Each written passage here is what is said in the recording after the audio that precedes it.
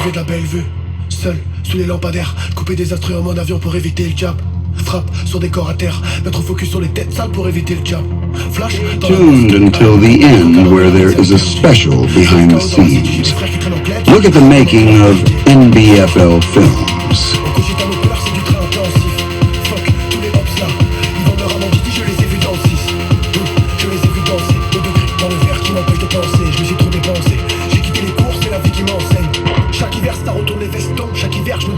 Horseshoe bucks at Doherty Creek plow jockeys.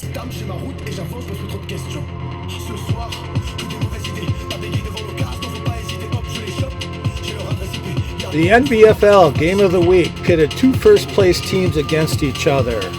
And the noon game featured Bijan Robinson, who had 21 points by halftime, but only finished with 3 more for Horseshoe. But then the 3 o'clock games came around. And Christian McCaffrey, grab your lighters, everyone.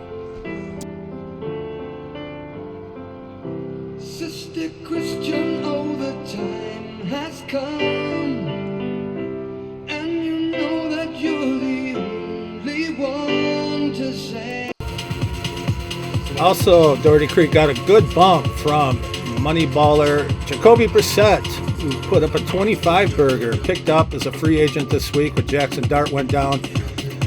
Horseshoe has lost 3 in a row and falls to 7-4. Doherty Creek goes to 9-2 and running away with the South. Pokegama pupes at rabbit trail hairs.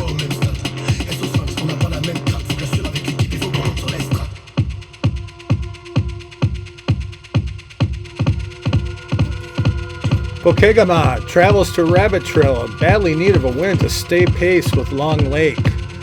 And they had this man, James Cook, who caught this beautiful pass en route to a 19-burger. They also had 17 from Kenneth Walker, 15 from Daisy May, and 14 from T. Higgins. Meanwhile, Rabbit Trail had 16 from Chris Watson, but little else as they fall meekly, looking like a dead bunny on the road. Pokegama will pick up a game and remain 2 back in the East behind Long Lake, who's going to lose, and Rabbit Trail will stay mired in last place with a 4-7 record. Raining tree frogs at Arlington Flappers.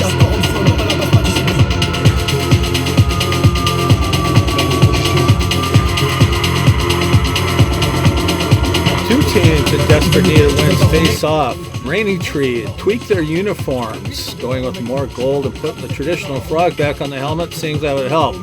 And Sean Tucker certainly looked like he would help, putting up a 36-burger for the Froggies. But look at this line score on their wide receivers. They only got a total of 2.6 points from their 3 ends. And that's going to leave them at the end because Arland had Jared Allen playing at the same time. And he gets the league's first 50-burger of the season, or maybe second, I can't remember. But he rushed for 3, threw for 3, and had a hell of a game against the Yuccaneers. The kid deserves extra highlight tape as Arland goes to 6-5 and will remain in first in the North Division, with Rockman also going to win, whereas the Froggies fall to 3-8 and are sucking hind Froggy Tid. Stump Lake Peckers at Poskin Pike.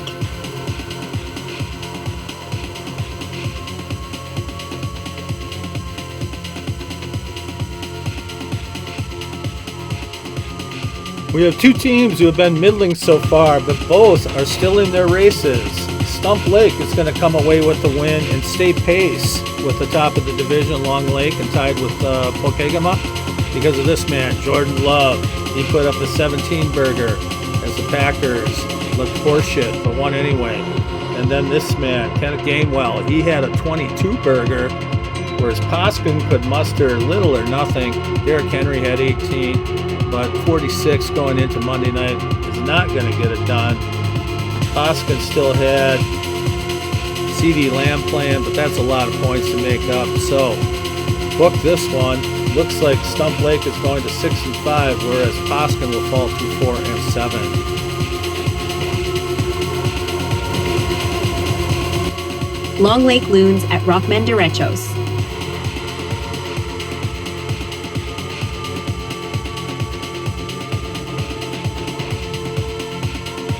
Rockman needed this win much more than Long Lake did, who has a commanding 3-game lead in the East.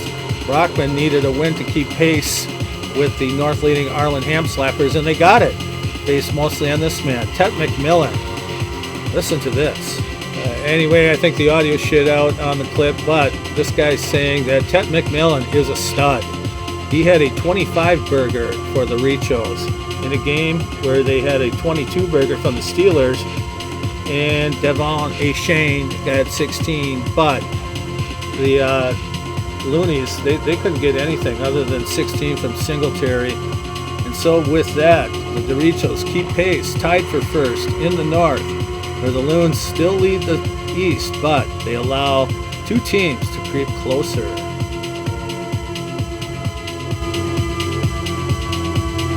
Apple River Hillbillies at Maple Grove Beefers.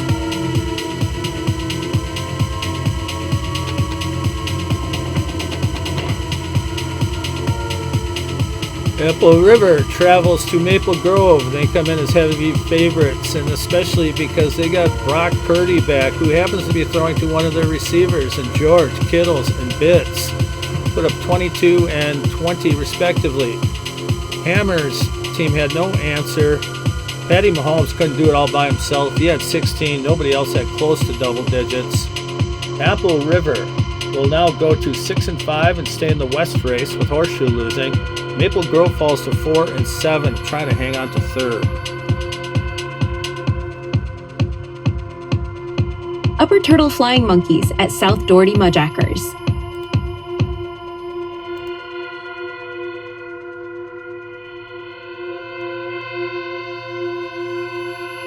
Upper Turtle traveled to South Doherty with a chance to move into first place with Horseshoes lost, and they pissed it away, mostly because this man, Travion Henderson, he went off for a 30-some burger. Beautiful run right here. The Flying Monkeys were wingless in this one. Golden Opportunity passes them by. Song in the background repeats Tais-toi, which is French for shut up, and that's what Sean told Sprout. Shut up, he says. The South Doherty hangs on by a thin claw of a pubic hair in the South race, where Upper Turtle will remain right behind Horseshoe in the West. Tais-toi, she says. Tais-toi, she says. Fuck it. So I'm not lonely. French Creek Harvesters at 4 Mile Brookies. Go to the top floor, and the lift never did. She's too skinny. Tais-toi, she says. What does she say? Tais-toi. Why? Fuck knows. Two last place teams face off, and this game is utterly worthless as far as highlights are concerned. French Creek can only get 44 points and will lose to 4 Mile, who has 51, with George Pickens yet to play on Monday. Mike Elwood's sister accused Mike of sleeping during the day during his job at the old Clear Lake Ace over there when Dog and I went to pick up pellets. Apparently, he sleeps through fantasy season too. Okay? Get your helmet out of your ass there, Hollywood. Belzy, you can do that too. Start writing for the Hay River Review so you get more time. Anyway, French Creek, they will fall to 3-8, whereas 4 Mile will rise to 3-8. Let's go streaking. Let's look first at our never popular losing streaks, where Maple Grove and Rabbit Trail have now lost 2 in a row. Horseshoe, they're swooning, 3 in a row losses. French Creek, 5 in a row, tractor accident. Now for winning streaks, winning 2 in a row. Apple River and Stump Lake. South Doherty's won 3 in a row, trying to keep pace with Doherty Creek, who has won 6 in a row. Give another $5 to the Arlen Ham-Slappers. Aunt Mikey and his niece Travis are dominating the weekly bonus board with $40 a piece coming their way. I got a pretty good team. What the fuck? I haven't even got any. I'm like second in scoring. Bullshit. Anyway, now to the standings. In the East, Raining Tree and Long Lake lose. Bokegama and Stump Lake pick up a game on Long Lake and are now 2 back, but really pretty far behind in the tiebreaker, so figuratively a 3-game lead with 4 games left. Now in the North, it's tight and shitty. It's both tight and shitty. Hoskin and Rabbit Trail both take losses, and Rockman and Arlen both get wins. So they get above 500 record. Remember, if you don't finish 500, you lose your number 1 seed. You win a division with lower than a 500 record because you don't deserve it. I doubt that'll ever happen, though. Now in the South, yours truly, Doherty Creek, got another win, 6 in a row. South Doherty trying to hang on by their little fingertips, 3 games back. Maple Grove takes a loss. 4 Mile creeping in on the 3rd place spot. They had the tiebreaker, so 1 more win and a Maple Grove loss, which theoretically is possible, would get 4 Mile into 3rd. Now for the West. French Creek takes another loss, 5 in a row. Apple River is the only team that picked up a game. 6 and 5 now, only a game back between division leading Horseshoe and Upper Turtle. Horseshoe has the tiebreaker lead, but it is starting to shrink. Now we only have 1 week left in our 25 divisional standing race, and it is as tight as it has ever been. The West and East are tied, 2 games above 500. The South is only 1 game behind. The North is probably out of it. Okay, so there's a tie in the division race. The division with 4 total highest points scored so far get $15. The other division members get 10. Now let's take a look at the scoring leader. Long Lake, they hang on to the $100 spot. Doherty Creek closing in. They cut it down to 16 at the 80 spot. In the 60 spot, the Slappers, 95 back.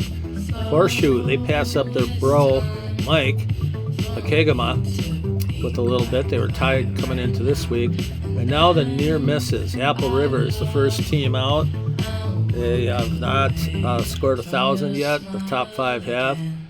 Upper Turtle right behind them. South Doherty trying to plug away and stay in it. The Dorichos, the number 1 preseason pick to win the league, not quite working out how they thought. The defending world champions got a lot of points, but they don't have a lot of wins. Raining Tree just looks like a mash unit. Stump Lake is starting to play better, maybe peaking at the right time. They moved up 3 spots. Hoskin, the Pike, they took a loss and they're way back. French Creek on the Schneid, still at 14th though. Rabbit Trail passes up Maple Grove for the not last spot. The Beefers, 383 points back. Looking at next week's action, which will be the last of the interleague games, and the division title will be settled by then, with the leading division picking up $25 for each team in that division.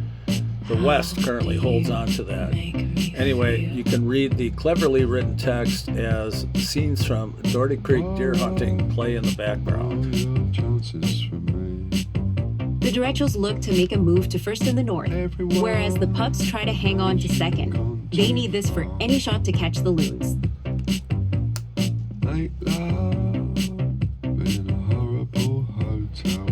The Frogs lead this all-time series 8-5. Both teams are at or near the bottom, and both need wins if they don't want to stay there. How do you make me feel? The Peckers lead the all-time series 3-2 for this relatively new franchises. Arlen needs to keep winning to stay ahead of the Blowhards, whose hot breath is right on their tail as they trail only in points. Stump Lake is probably playing for second.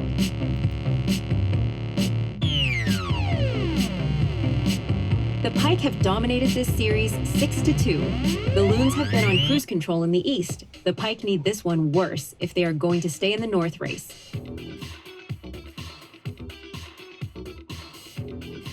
Doherty Creek travels to take on the Monkeys. What? Looking to keep their thin winning percentage, 8-7 against the Minkies.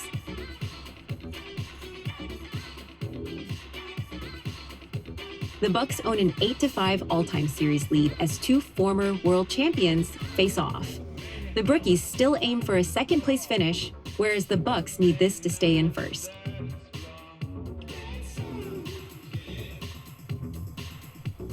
Two bottom feeders face off once again, as the Beefers enjoy a current 8-5 advantage over the last-place Harveys. The 4-time world champion Hillbillies lead this series 9-6 as South Doherty looks to stay in second, whereas the Bills still have a shot at first.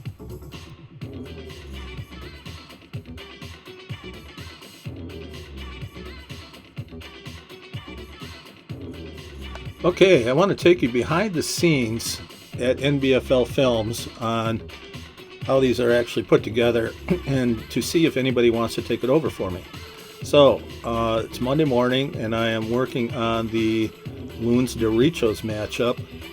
And for the Derechos, they had a hell of a game from Tet McMillan. So, I already got this video. And I'm going to go to where I screen recorded it, and I'm going to drag it down and use this clip in the video. Because I want this to show up, I have to bring it down on the stage below everything else. That's giving it, above everything else.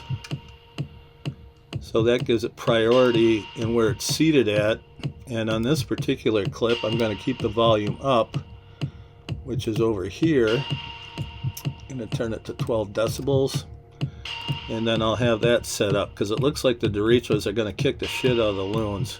Loons need over 40 burger from Zach Prescott tonight, but this is one game, and switching to the hand tool over here, games that I've already got set up and ready to go for tonight, including the intro with some political babble, which gives me a voice in this, and I know it probably offends some of you, which I'm totally fine with.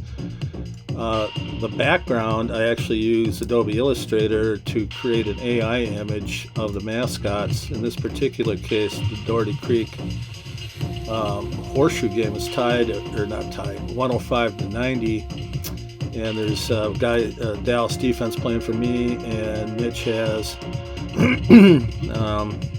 I don't know, well, Prescott. No, he's got the fucking quarterback from Vegas, Gino. So anyway, I can't finish it off. Every game has at least one guy playing tonight, which is frustrating because I cannot then complete a game. So to make sure that I can get this done by Wednesday or Thursday, I have to get everything set up. I'm actually in really good shape on this one. Here's the Frogs, another embarrassing loss. Arlen had a hell of a game. And I got Poskin set up with Stump Lake and a nice Jordan Love clip, and I'm back from Pittsburgh. Got so much shit in my head I can't remember names half the time. But I have the headers hooked up already. The music is down here. To get the music where I want to go, I have to blade it right there, and then I want to turn up the volume, switching to, I didn't blade it, let's try again, there we go, and then I want to turn up the volume on this particular clip, so that's at 12, this one's probably too high then, it is, so I have to turn that down to, I'm going about 3 or 4 decibels on during when I'm doing the dialogue. And then I got some nice clips in there that you saw from a gorgeous supermodel.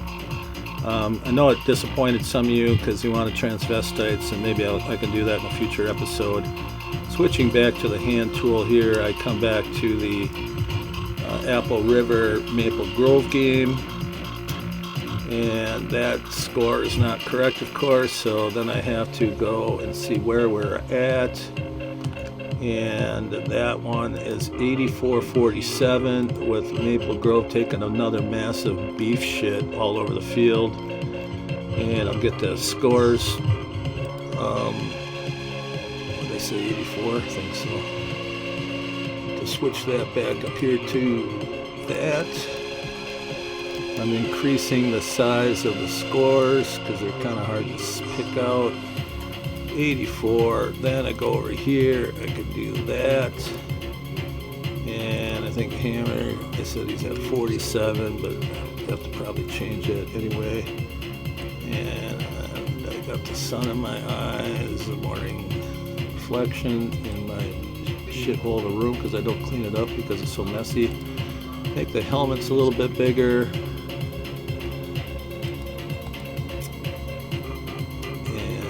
That. Anyway, I'll come back to that one. Then there's the rest of the games here. And then here's the leaderboard, or the money board. Probably putting another ham slapper on there unless Dallas defense comes up big for me. I haven't won a single fucking bonus yet. I'm doing pretty well. It's pretty frustrating. Here's the standings page, and with the team banners, I went with the banners instead of the circle logos. These, of course, are not updated. I have to wait for tonight or tomorrow morning. And then I put in the division, those standings. Looks like it's going to get close. Probably closest race in divisional standings that we've ever had. And then here are the leading scoreboard with transitions, and I can stick these little gray things in here. Those are the transitions. And then I got a little dialogue here with our beautiful supermodel. And then this is the games next week, where I have some clever dialogue. And then to finish it up, there's the thank you screen and the disclaimer. And that's what this whole thing looks like. This is one video. Up here are the assets that I've pre-populated. And so when I need something like a helmet or a uniform, I can just go grab it. And so most of it's preset. It looks like a huge waste of time, because it is. But I do like it. My mom likes jigsaw puzzles. I like doing this shit. Some of you like masturbating to gay porn. Whatever works for you is awesome. So anyway, that's kind of behind the scenes look at how this video is put together. It has been my honor to be your model host this week. Thank you to Louista Films for creating me. I love you guys. Taylor.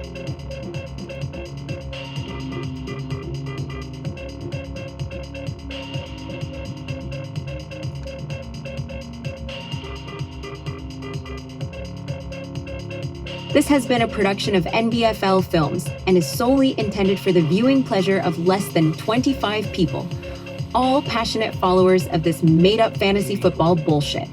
No monetization is intended nor expected. We apologize for any copyright infringements, but be assured if we used your shit, it's 'cause it's real good. Have a good weekend, everybody.